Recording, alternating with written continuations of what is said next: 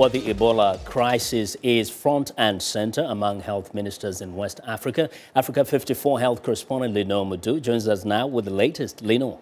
Hello, Vincent. We have several new developments tonight. Starting in Guinea, the Red Cross says it's been forced to suspend operations tackling Ebola in Guinea's southeast after staff there were threatened by a group of men armed with knives.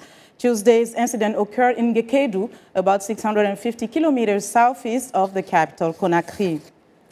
In Ghana, West African health ministers are concluding a conference where they are discussing a response to the deadliest ever Ebola epidemic.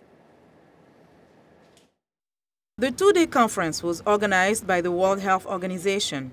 So far, the epidemic is known to have killed 467 people in Guinea, Sierra Leone, and Liberia. Liberia's Deputy Health Minister Bernice Dan says one of the challenges has been people's attitudes. Our biggest challenge is denial, fear and panic. People are very much afraid of the disease. People do not believe they are afraid, but they do not believe it exists. And so because of that, people get sick. The community members hide them. They carry them to praying places. Burial practices is a very big one. Sierra Leone faces many of the same issues as neighboring Liberia, with dozens of suspicious victims evading treatment, complicating efforts to trace cases. Abubakar Fofana is the Deputy Health Minister of Sierra Leone. To have challenges that are not so much related to institutional capacity, but they are serious, to pose a serious threat to our campaign against the disease. And these are issues like ignorance, illiteracy, denial, and just culture, tradition, and to some extent even some element of politicization.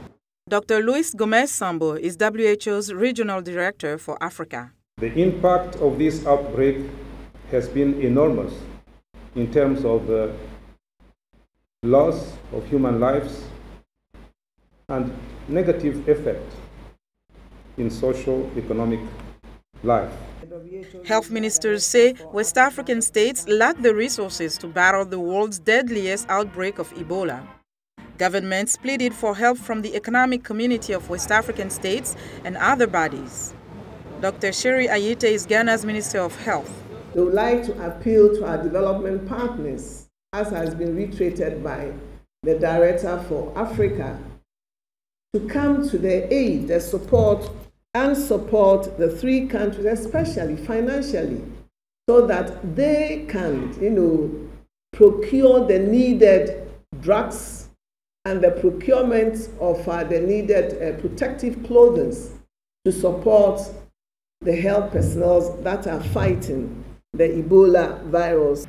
The World Health Organization has called on other states in the region to step up prevention efforts and prepare in case of an outbreak in their countries.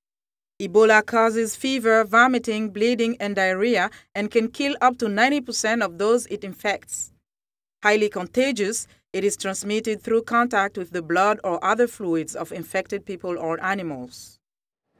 The World Health Organization says the highly infectious disease has killed more than 400 people. We get more from Henry Ridgewell in London.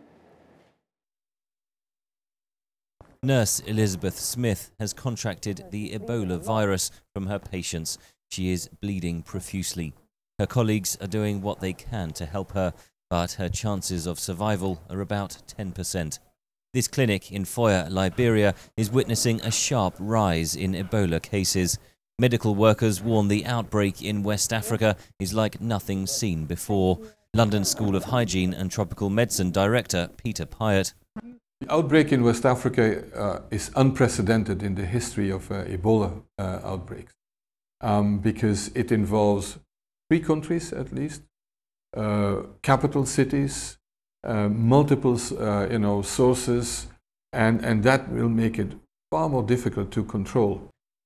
Community health workers take blood samples from the deceased to check for the Ebola virus, in this case from a new mother whose death is as yet unexplained.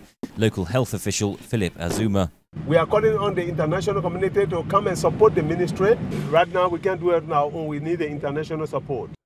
Ebola causes fever, vomiting, bleeding and diarrhea.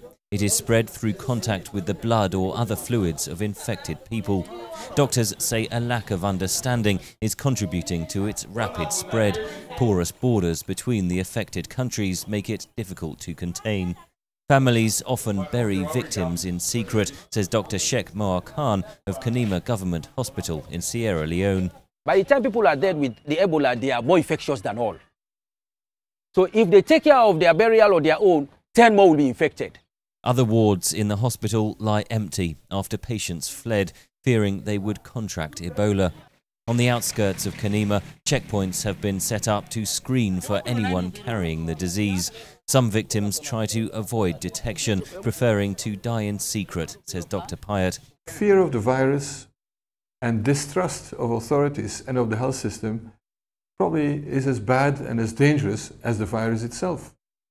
And what I think is needed now is a massive information campaign, but not just facts, but involving community leaders, the media, the local media, more than disease experts. In Liberia, authorities bury the dead in unmarked graves in the middle of the bush. The disease is so infectious that disinfectant is sprayed every step of the way. Protective clothing is buried along with the body. The death toll from the outbreak is growing. Doctors warn the response has, to date, been far from adequate. Henry Richwell for VOA News, London. Stay with Africa 54 for continuing coverage of the Ebola crisis in West Africa. Now back to you, Vincent. Well, thank you very much, Lenore. Now, we want to know what you think about Africa 54 and the stories we cover. Join the conversation on Facebook and check out our headlines 24/7 on voaafrica.com.